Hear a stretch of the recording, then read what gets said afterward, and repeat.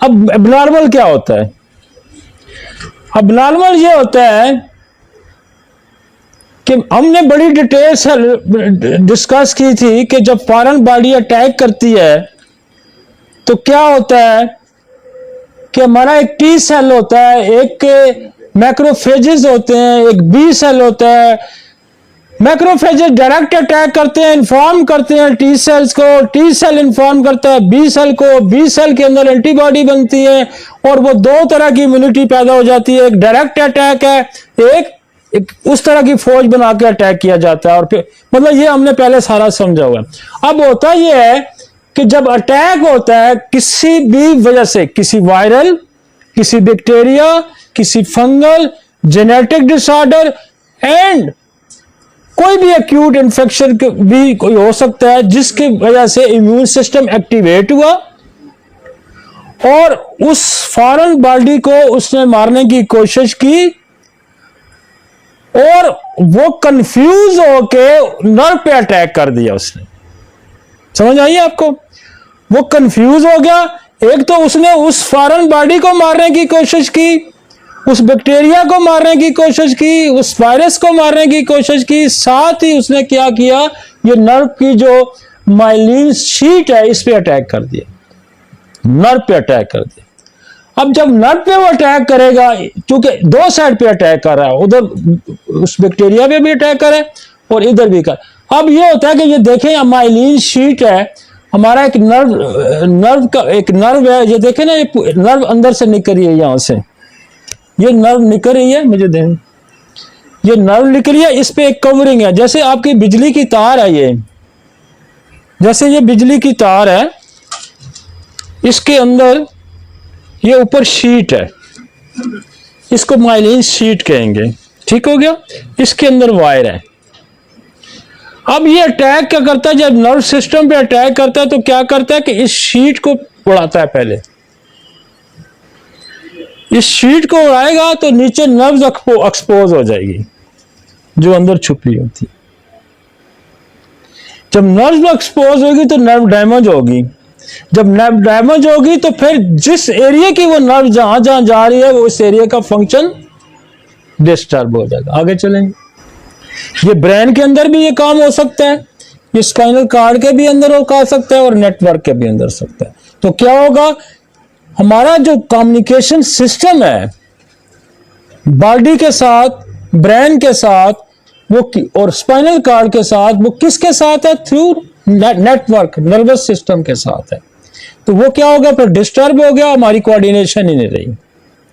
अगर टेलीफोन तार कहीं से ब्रेक होगी तो आपकी आवाज आनी बंद हो जाएगी, ऐसे ही होता। अगर वो थोड़ी डैमेज हुई तो डिस्टॉर्शन शुरू हो जाएगी, शोर शुरू हो जाएगा, लेकिन आपको प्रॉपर। तो इसी तरह जब ये माइलिन शीट उड़ती है, फिर नर्व एक्सपोज होती है और फिर वो अटैक जारी रखता है, तो फिर नर्व भी डैमेज हो जाती है, तो फिर आपका कोऑर्डिनेशन एक तो ये होता है। आगे चलें।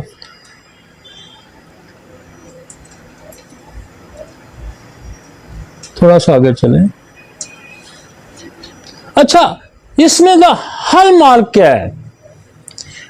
अब इसमें पैथोलॉजी तो मैंने आपको उस स्क्रीन पे वो उस पे मैंने बतलाई। हो क्या, यहां लीजन क्रिएट होगा, जख्म हो जाएगा। जब ये डिस्ट्रॉय होगी तो इंजर्ड होगी ना, जख्म हो गया। और दूसरा क्या हो सकता है कि स्क्लेरोटिक प्लेग बन सकता है।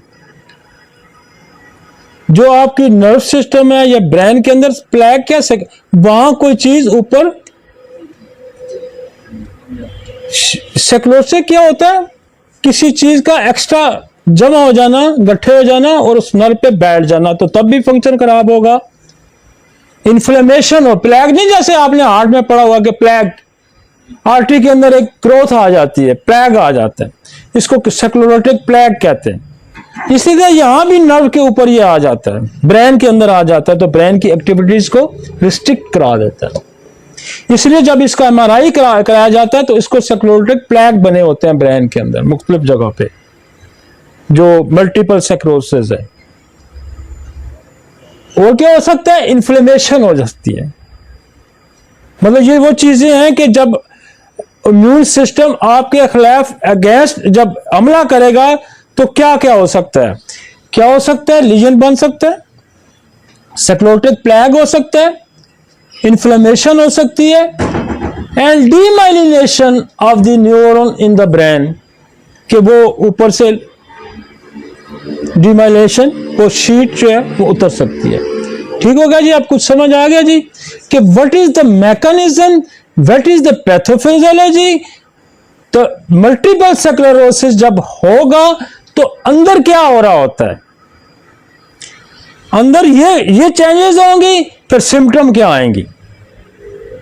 अब इस पहले वाली स्लाइड जरा दोबारा ला। अब सिम्टम क्या होंगी? आपके पास जो मरीज कंप्लेन लेके आएगा वो क्या लेके आएगा, वो देखना है।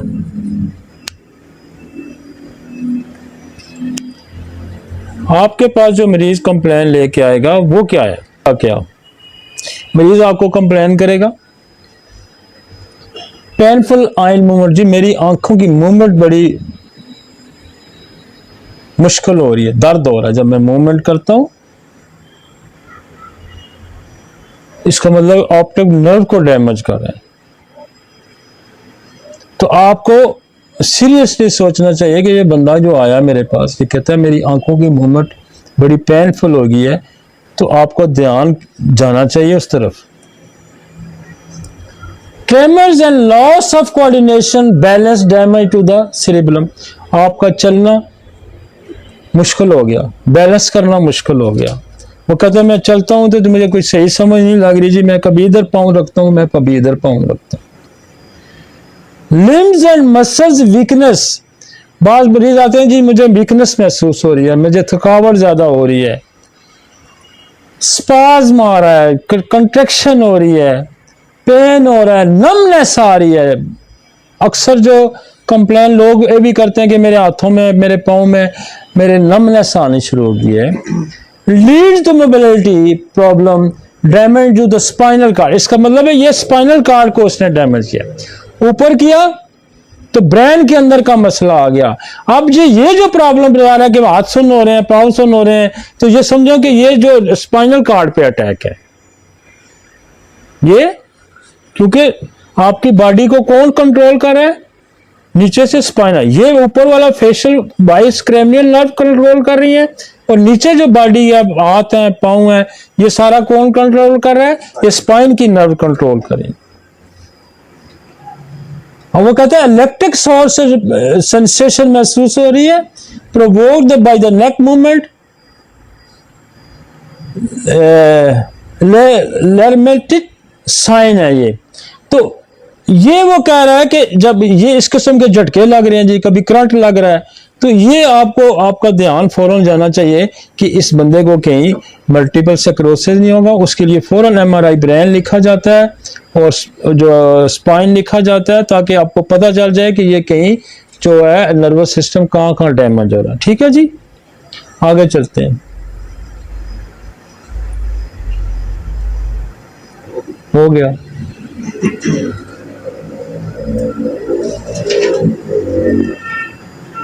ये उनकी जनरली एक है कि वो कह रहे हैं जी कि इसका कॉजेज, वो तो कहते हैं कोई अननोन कॉजेज भी हैं इसके, लेकिन कॉजेज इफेक्ट जेनेटिक बैकग्राउंड हो सकता है, कोई जीन्स की खराबी की वजह से भी ये हो सकता है, और कुछ इन्वायरमेंटल फैक्टर भी हैं, स्मोकिंग है, विटामिन डी है, टॉक्सिक डाइट है, इन्फेक्शंस है, एंटीबॉडीज, ये कुछ कॉजेज ऐसी भी हो सकती हैं। एंटीबायोटिक्स भी कॉजेज बन सकती है। कुछ हमने अपनी कॉजेज भी लिखी है, बट ड्रग्स कॉज भी हो सकती है और ड्रग्स अब्यूज भी हो सकते हैं। समझ आइए, ड्रग्स कॉज ऐसे हो सकती है कि ड्रग्स कॉज की वजह से किसी को कोई ना कोई मसला मेरे पास पीछे एक केस आया और मैं आपको बताता हूं कि वो अक्सर हम नक्सफमीका दे के बहुत सारे लोगों को एंटीडोट करते रहते हैं और वो होने से ड्रग कॉज तो खत्म रिमूव हो जाती है। अगर फिर भी ड्रग कॉज रिमूव नहीं होती, जैसे मेरे पास एक मेरा अच्छे मिलने वाले दोस्त है हमारे, तो उन्होंने काफ़ी पैंक्रियाटिक पेन्स के लिए बड़ी वो जो आपके बड़े नेलबोन और फलाने इस किस्म के इंजेक्शन लिए गए, और अब उसको आदत होगी कि वो बंदा जो है उसके बगैर उसको नींद ना आए, सो ही नहीं पा रहा था। तो हमने नक्स मीका दिया, उससे कुछ थोड़ा बहुत फर्क फिर नहीं पड़ा। कहते नहीं कोई मज़ा नहीं आ रहा, लेकिन मुझे लेने पड़ रहे हैं इंजेक्शन। तो मैंने कहा वो इंजेक्शन ही दोनों मेरे पास भेज दो जो तुम लेते हो। तो मैंने इंजेक्शन मंगवा के फिर उसको मैंने डाइल्यूट करके 6-7 पोटेंसी हमने बनाई और उसको भेज दी। अब वो मेरी दवाई से उसको नींद आ जाती है जो हमने बनाई है उसी से। तो ड्रग्स अब्यूज़ को ख़त्म करने के लिए बहुत सारे तरीके हैं। मसलन आपका नक्स मीका ख़त्म करता है, आपका पल्सटीला जो एलोपैथिक जो हकीमों से लोग जो खास करके कुश्ते वगैरह या आयरन की चीज़ें खा के आए होते हैं, उसके लिए एलोज है हमारा, वो अच्छा होम्योपैथिक भी बल्कि दूसरी भी दवाइयों को एलोज एंटीडोट कर देता है। और अगर फिर भी बेशुमार ऐसी बड़ी डेंजरस दवाइयाँ हैं और अगर आपको भी कोई दवाई फायदा दे रही तो आप वो दवाई मंगवा लें और उसी दवाई को 6, 7, 8, 10 दफा डिल्यूट करें और वो उसको खिलाएं। वो उसकी बीमारी भी ठीक कर देगी और उसके साइड इफेक्ट्स को भी खत्म कर देगी। समझ आई आपको? तो होम्योपैथी बड़ा जबरदस्त तरीका इलाज है। मैं बेशुमार मेरे लोगों दोस्तों से बात होती है, वो कहती है जी हमारे पास इस तरह के काम जब हो जाए तो कोई हल नहीं है। लेकिन होम्योपैथी के पास देखें कितने हैं। वो नक्स भी दे सकता है, वो एलोज भी दे सकता है, वो सल्फर भी दे सकता है, वो पल्सटीला भी दे सकता है। कुछ ना बने तो वही दवाई मंगा के उसको पोटेंटाइज करके उसको खिलाई जा सकती है। इवन हमारे पास आते हैं कीमोथेरापी वाले लोग, तो हम क्या करते हैं वही कीमोथेरापी के ड्रॉप्स ले लेते हैं और उसी से पोटेंटाइज करके उसको खिला देते हैं। उसके साइड इफेक्ट्स खत्म हो जाते हैं और मरीज बेहतर भी हो जाता है। तो यहां उसने ड्रग्स का जिक्र किया, एंटीबायोटिक्स। एंटीबायोटिक को बहुत अच्छा है, नक्स मीका जो है एंटीडोट कर देते। कॉजेटिव फैक्टर एड्रेस करें कि मल्टीपल स्क्लेरोसिस होने से पहले हुआ क्या था। पहली तो बात है कि मैंने इसमें कॉजेज मैंने अपने डिस्कस किए हुए हैं। हमने कहा जी इन्फेक्शियस कॉजेज हो सकते हैं और उन्होंने भी कहते हैं कि इन्फेक्शियस कॉजेज हो सकते हैं। इन्फेक्शियस कॉजेज यही है ना कि कोई बैक्टीरिया आ गया, उसके खिलाफ फाइट शुरू होगी, कोई वायरस आ गया, उसके खिलाफ फाइट शुरू होगी, तो वो ट्रिगर करके उसने अपने कंफ्यूज होकर अपने ही सेल्स को डैमेज करना शुरू कर दी। तो इन्फेक्शियस कॉजेज में क्या है? बैक्टीरिया है, वायरस है, फंगल है, पैरासाइट है। इसको एड्रेस करें। और आपके पास बेशुमार इन्फेक्शियस कॉजेज को रोकने की मेडिसिन है। जैसे आपने बेसिलिनियम दे दी, जैसे आपने ट्यूबर दे दी, जैसे आपके पास बेशुमार फंगल की जैसे दवाइयां आ गई, कैनाडीडा आ गया, ईस्ट आ गई, वो दें, मेडोरिनम है, थूजा है। तो जितने भी इन्फेक्शियस डिजीजेज हैं, आप उनको इन्फेक्शियस डिजीजेज को जब कंट्रोल करेंगे तो ये अब वो क्या करते हैं? वो क्या कहते हैं? प्लाज्मा चेंज करा देते हैं।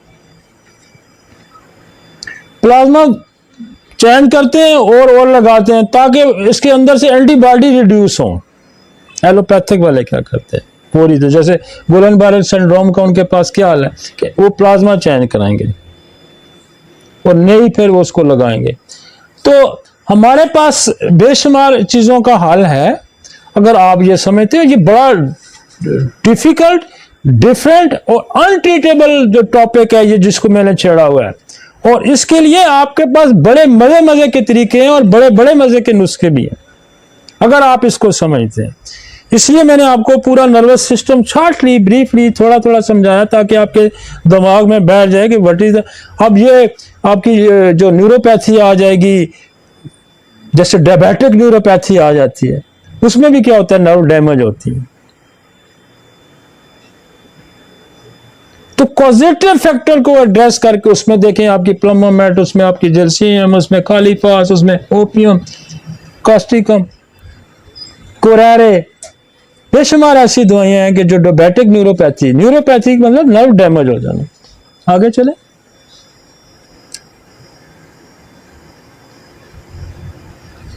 वो कहता है एज कौन सी में ज्यादा, ये 16 साल से लेके 55 साल से लोगों तक मेरे पास, मैं आपको ये बताऊं कि मेरे पास आज तक जो केस भी आया MS का, और अल्लाह ने उसको शिफा दी। मुझे समझ नहीं थी, पहला मेरे पास आज से कोई काफी अर्सा पुरानी बात है, मेरे पास पहला केस आया, वो एक डॉक्टर थी, डेंटिस्ट सर्जन थी। अच्छा, मुझे नहीं पता था, मैंने उसको स्टडी किया, what is the multiple sclerosis, उसके पास रिपोर्ट थी और मेरे पास फर्स्ट पेशेंट था, मैंने उसकी रिपोर्ट देखी, उस पर नीचे लिखा हुआ था कि मल्टीपल स्क्लेरोसिस और उस पर ऊपर लिखा था sclerotic changes in the brain. मुझे वो केस इसलिए याद है कि वो ट्रीट हुआ वो केस है। मैंने उस फीमेल की हिस्ट्री ली, ना मुझे कॉजेस का पता था, ना मुझे पता था what is the multiple sclerosis, बहुत अर्ली जमाने की बात है। तो मैंने जब उसकी हिस्ट्री ली तो उसकी लव डिसअपॉइंटमेंट थी,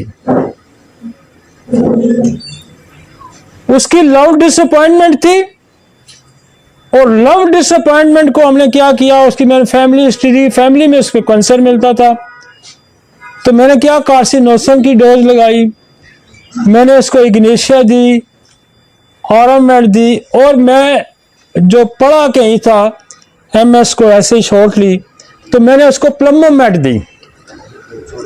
हम प्लम्बोमेट जो है उसको देते रहे 1 mg दे के 200 में और इग्नेशिया हम उसको 200 की रोज देते रहे। नेक्स्ट टाइम आई तो उसकी ये सिम्टम, हाथ सुन होना, आंख का बंद होना, ये गायब हो गया और वो 6 महीने ट्रीटमेंट करने के बाद मैंने कहा उसको एमआरआई कराओ दोबारा, और एमआरआई जब कराई तो वो जो स्क्लेरोटिक चेंजेस थी ब्रेन में एब्सोल्यूट गायब थी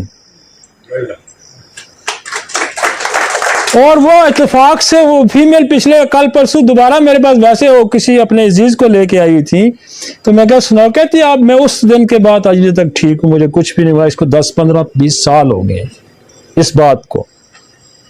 तो मल्टीपल स्क्लेरोसिस क्यों हमने पता भी नहीं था, लेकिन हमने कॉजेटिव फैक्टर को एड्रेस किया। तो कॉजेटिव फैक्टर को कभी ना भूलें, दुनिया की कोई भी डिजीज आ जाए, चाहे वो गुलन-बारे सिंड्रोम आ जाए, चाहे वो मल्टीपल स्क्लेरोसिस आ जाए, चाहे वो ऑटिज्म आ जाए, चाहे वो सोराइसिस आ जाए, कॉजेटिव फैक्टर जो भी ऑटोइम्यून डिजीज है, ये ध्यान में रखें कि मरीज की हिस्ट्री में ये इफेक्ट आने से पहले क्या हुआ, क्या उसने कोई दवाई खाई, क्या उसको वायरल बैक्टीरियल कोई इन्फेक्शन हुआ, क्या हुआ उसके साथ, वो अगर आपको पता चल जाता है और आपके पास दवाइयों की एक रेंज है बहुत सारी, वो मैं आगे जाके दवाइयां भी डिस्कस करता हूं, मैं तो ऐसे शॉर्टली अभी हम आपको बता रहे हैं कि कॉजेटिव फैक्टर को बिल्कुल नहीं। मैंने कहा कि इन्फेक्शियस कॉजेस, ये ट्रिगर कैसे होगा इन्फेक्शियस कॉजेस से, इसलिए होगा कि ये एंटीबॉडी जो है इसकी जो है वो उसको मारने की, बैक्टीरिया को, वायरस को मारने की कोशिश करेगी, तो साथ अपने कंफ्यूज होकर अपने इम्यून सिस्टम पे अटैक कर, अपनी बॉडी पे अटैक कर देगी। इस केस में भी ऐसा ही होता है। अब वो ये कहते हैं कि कुछ हार्मोन्स हैं, estrogen protect against MS, estrogen female hormones, इसको जिनके फीमेल्स के हार्मोन भी आप चेक करवा सकते हैं कि कहीं इसके अंदर या मेल का जैसे हार्मोन्स हैं, आप टेस्टोस्टेरोन चेक करवा सकते हैं, हार्मोन्स को भी एड्रेस करें। और मैं ये आपको बताऊं, फर्ज करें एक औरत बांझ है, एक बंदा बांझ है, एक बंदा इम्पोटेंट है, तो क्यों होगा, हार्मोनल डेफिशिएंसी होगी, उस पे भी ऑटोइम्यून डिजीज पैदा कर सकता है। ब्रेन पे स्ट्रेस है, दबाव है, कोई भी जो दबाव है दिमाग पे, ग्रीफ है, सदमा है, वो आपके इम्यून सिस्टम को डिस्टर्ब कर सकता है। हम जब कॉलेज स्कूल पढ़ते थे तो फिल्में देखते होते थे, तो फिल्मों में दिखाया जाता था कि स्टोरी कैसे होती थी कि वो जनाब लव स्टोरी चल रही है, हुआ यह कि वो डिसअपॉइंटमेंट हो गई है और फिर वो जो है बंदा या बंदी टीबी उसको हो गई है और वो सूख साख के बेड पे चला गया है और फिर अल्टीमेटली जनाब वो ऐसे सीन होते थे ना फिल्मों में। अब ये क्या है, ये ग्रीफ है, ये ग्रीफ है। तो ग्रीफ इंसान को डेथ करवा सकता है।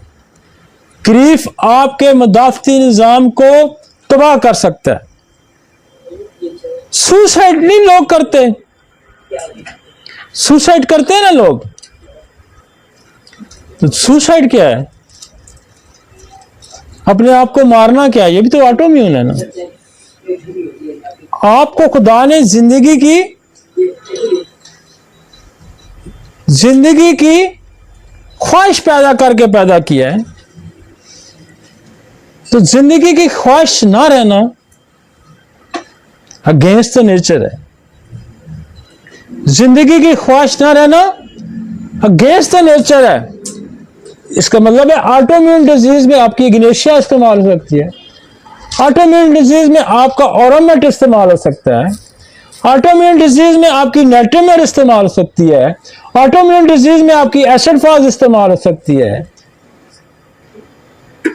ऑटोइम्यून डिजीज में आपकी कास्टिकम, आपकी स्टेफिसाइगेरिया इस्तेमाल हो सकती है। वो लोग जो सप्रेशन का शिकार हैं, वो जो लोग सप्रेशन का शिकार हैं, जो खौफ में मुब्तला है, बहू है, मुलाजम है, बास का डर है, वैसे भी चोर का, डाकू के डर में मुब्तला है, ब्रेव नहीं है, सप्रेस कर है, उसको ऑटोइम्यून डिजीज हो सकती है। उसकी दवाई स्टेफिसाइगेरिया हो सकती है। इसी तरह आपकी एक दवाई है वो पैरास्क्वाडिफोलिया। पैरास्क्वाडिफोलिया भी गम की एक पूरी पिक्चर है। उसके बारे में एक केस रिपोर्ट किया हुआ काशी राम ने कि वो एक औरत जो टिकटिकी बांध के और बिल्कुल किसी से बात नहीं करती थी, चुप, उसको ग्रीफ का हिस्ट्री है और उसको पैरास्क्वाडिफोलिया से ठीक किया गया। कभी आपने डिप्रेशन में पैरास्क्वाडिफोलिया नहीं दी होगी। और पैरास्क्वाडिफोलिया क्या करती है, आपके नर्व पे अटैक करती है और आपको सर्वाइकल स्पॉन्डिलोसिस की बड़ी दवाई है। तो causative factor and physical appearance देखें कि वो बेसिकली शॉक सदमे की भी दवाई है और उससे ये तीनों आपका सर्वाइकल स्पॉन्डिलोसिस कंप्रेशन आता है और ये आपकी हाथ की उंगलियां सुन्न होती हैं, तो हम पैरास्क्वाडिफोलिया देते हैं, उससे ठीक हो जाती है। तो कहने का मकसद यह है कि कॉजेटिव फैक्टर एड्रेस करना है, हार्मोन्स को एड्रेस करना है। और इसमें वो कहता है कि औरतें ज्यादा शिकार होती हैं, मतलब 2 औरतें 1 मर्द की रेशो दी गई है। ऑटोइम्यून डिजीजेस, मल्टीपल स्क्लेरोसिस में मर्दों की निस्बत औरत ज्यादा शिकार होती है। उसकी वजह देखें कि वो हार्मोनल इश्यूज भी हो सकते हैं और वो डिप्रेशन औरत के साथ ज्यादा है। ये ध्यान रखें, हमारी औरत जो है ऑल ओवर वर्ल्ड ज्यादा मुतासर है ग्रीफ की। मर्द जो है ना वो कम मुतासर होता है लेकिन कम मुतासर होता है। इसको 51 और 2 की रेशो दी गई है। इंटरनेशनल स्टडी है कि 2 औरतें होंगी, 1 मर्द होगा। मसलन हो सकता है औरत की फैमिली के ऐसे मिसाल हैं कि वो उसका खामन मर जाता है तो वो दूसरी शादी नहीं कर पाती, डाइवर्स हो जाती है तो दूसरी शादी नहीं कर पाती। मर्द तो कर लेगा, तो रेशो इस वजह से भी बढ़ती है। स्पेशली थर्ड वर्ल्ड के जो एशियन के हमारे मिसाइल्स हैं, और हमारे यहाँ 70 भी लोग होते हैं, तो क्या उसको मल्टीपल स्क्लेरोसिस हो सकता है ना?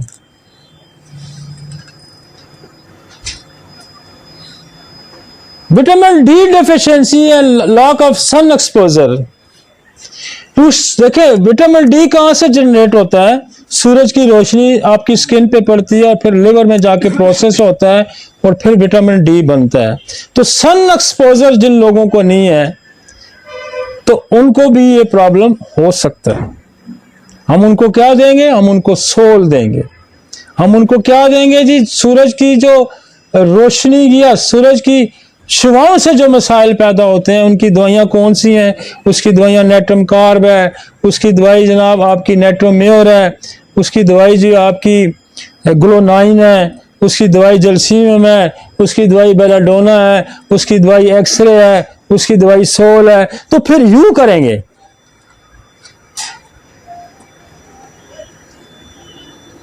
आगे चलते हैं। Stress, other autoimmune diseases type. अच्छा, ये तो अदर ऑटोइम्यून डिजीज को भी जिक्र करा, जैसे डायबिटीज है, इन्फ्लेमेटरी बाउल डिजीजेस हैं, associated with slightly higher risk of developing. हाँ, ये जो हमारी डिजीजेस हैं, ऑटोइम्यून डिजीज जो दूसरी हैं, मसलन किसी को वीट एलर्जी है और किसी को जो है अल्सरेटिव कोलाइटिस है, किसी को शुगर टाइप 1 है, तो ये जो चीजें हैं ये भी ट्रिगर करके मल्टीपल स्क्लेरोसिस कर सकती हैं। तो देखें ना, हम तो जो आपकी जो है सीलिएक है, हम कितना अच्छा ठीक करते हैं, हम अल्सरेटिव कोलाइटिस कितना अच्छा ठीक करते हैं, शुगर हम इतना अच्छा ठीक करते हैं। तो ये भी उधर देखें कि other autoimmune disease can multiple sclerosis. समझ आई कि जो दूसरी ऑटोइम्यून डिजीज है, ये सब्जेक्ट बहुत बड़ा है भाई। अगर आप ऑटोइम्यून डिजीज को समझ जाते हैं, ये बड़ा सब्जेक्ट है। आपने दुनिया में एक और नई रीत पैदा करनी है कि homeopathy can treat the autoimmune disease. और हमारे बेशुमार लोगों, मेरे पास एग्जांपल है मेरे अपने क्लिनिक की और मेरे कई दोस्तों के क्लिनिक की, उन्होंने ऑटोइम्यून डिजीजेस ठीक की हुई हैं। लिहाजा अगर हम इसको और ज्यादा समझ के करें और अच्छे तरीके से समझ के करें तो हम और अच्छे रिजल्ट प्रोड्यूस कर सकते हैं। इसलिए ये घबराने की जरूरत नहीं है, इसको समझें। What is the autoimmune disease, कहां की है, क्या क्या उसके कॉजेटिव फैक्टर इसमें बड़ा आम है भाई। कॉजेटिव फैक्टर इसमें बड़ा आम है। आप सिंपली इन्फेक्शियस डिजीजेस को ले लें, आप जेनेटिक डिसऑर्डर्स को ले लें, आप डिप्रेशन को ले लें, आप एनवायरमेंटल प्रॉब्लम्स को ले लें, तो आप सोशल सोसाइटी के बिहेवियर्स को ले लें। अगर आप इनको समझते हैं तो फिर आप ऑटोइम्यून डिजीज ठीक करने की सलाहियत रखते हैं। और दुनिया में किसी और सिस्टम के पास इतनी दवाइयां ही नहीं है जितनी हमारे पास है। किसी के पास सोल नहीं है, किसी के पास टेट्रोपैथी नहीं है कि उसी दवाई से दवाई डाइल्यूट करके दे सके, किसी के पास एंटीडोटल मेडिसिन नहीं है। वो क्या कहते हैं, जब हमारे पास कोई दवाई जो है साइड इफेक्ट शुरू कर दे तो हम यही कहते हैं कि बस इसको बंद कर दें। लेकिन दवाई बंद करने से साइड इफेक्ट्स खत्म नहीं होते। उसकी वजह यह है कि जो स्नेक पॉइजन है, हेरिंग ने स्नेक के मुंह से पॉइजन निकाल के शीशी में डालते डालते उसकी जो फ्यूम्स उड़े थे उससे उसकी सारी जिंदगी, वो कहता है कि ये मैं नेक का बटन बंद नहीं कर सका।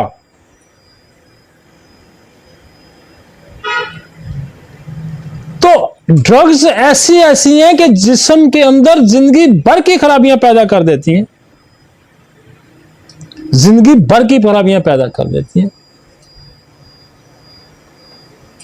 स्मोकिंग, अल्कोहल, ये इंक्रीज कर सकता है इसको, द रिस्क फैक्टर में से, but also accelerate the progression. वो कहता है ये काज नहीं हो सकती लेकिन इनको इंक्रीज कर सकता है। कुछ हमारी आदतें हैं। कहते हैं दुनिया में जब आपके पास सारे इलाज खत्म हो जाए,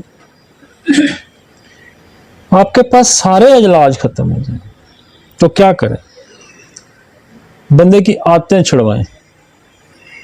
हो सकता है उसकी कोई आदत ऐसी हो जो उसकी बीमारी का सबब बन रही है। उसकी आदतें छुड़ाएं, उसकी जगह तब्दील करें, उसका एटमॉस्फेयर चेंज करें। मसलन हनीमन का केस कोड किया हुआ है ना कि उसका दोस्त बीमार हो गया, वो आर्टिस्ट था, वो तस्वीर कशी करता था और वो बीमार हो गया और अलीमन बेशुमार दवाइयां देने के बावजूद वो नहीं ठीक हुआ। तो अलीमन जब उसके स्टूडियो में गया और उसने सारा दिन उसको ऑब्जर्व किया तो वो जो स्याही इस्तेमाल करता था वो लिप्स के अंदर रखता था और वो स्याही सिपिया से बनी हुई थी। उसने कहा कि तुम्हारी बीमारी मैंने पकड़ ली है। तो कॉजेटिव फैक्टर बड़ा यहां है। जो सिम्टोमेटोलॉजी है ना, मैं होम्योपैथ भाइयों से ये मेरी गुजारिश है कि हम फुली सिम्टोमेटोलॉजी पे डिपेंड नहीं कर सकते। सिम्टम क्रिएट होती हैं किसी वजह से, सिम्टम क्रिएट होती हैं किसी वजह से, वो वजह जाननी बड़ी जरूरी है। और अगर वो वजह पता चल जाती है और उसके पास आपकी रेमेडी, नेचर लॉ ऑफ क्या है, लॉ ऑफ नेचर क्या है, दुनिया के तमाम मसाइल कैसे हल किया जा सकता है, चाहे सोशल है, चाहे वो इकोनॉमिकल है, चाहे वो फिजिकल है। कॉजेटिव फैक्टर एड्रेस करें और उसकी रेमेडी उसके मुताबिक दें। और आपने मल्टीपल स्क्लेरोसिस को देखा होगा कि मैं कहां कहां घूमा हूं, मैं इन्फेक्शियस डिजीज में घूमा हूं, मैं जेनेटिक डिसऑर्डर में घूमा हूं, मैं डिप्रेशन, ग्रीफ में, मैं सारी चीजों के अंदर हम घूमे हैं। और ये इससे बगैर इतनी बड़ी डिजीजेस का एड्रेस करना इतना आसान नहीं है। आगे चलते हैं।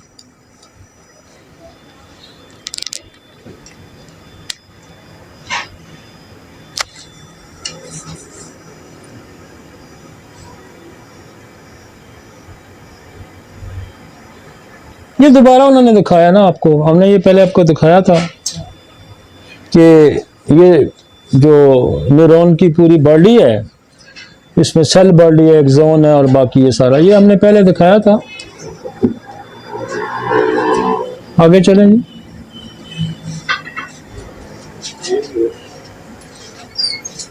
ये भी हमने दिखाया था कि ऑटोइम्यून अटैक हो जाए।